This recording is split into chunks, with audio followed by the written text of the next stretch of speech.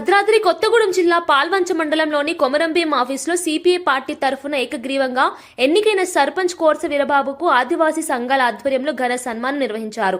గ్రామ పంచాయతీ అభివృద్ధిని సంక్షేమ దిశగా ముందుకు తీసుకెళ్లాలన్న సంకల్పంతో వీరబాబు సాగుతున్నట్లు నాయకులు తెలిపారు. పిసా చట్టాల ప్రాతిపదికగా పంచాయతీ పరిధిలోని అన్ని వర్గాల ప్రజలకు సంక్షేమ పథకాల లబ్ధి చేకూరేలా చర్యలు తీసుకుంటానని వీరబాబు తెలిపిన విషయం ఈ కార్యక్రమంలో ప్రధాన ఆకర్షణగా నిలిచింది.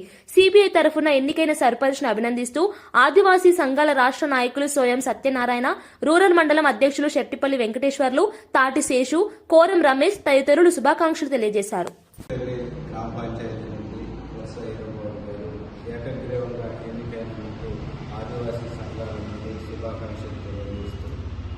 అదేవిధంగా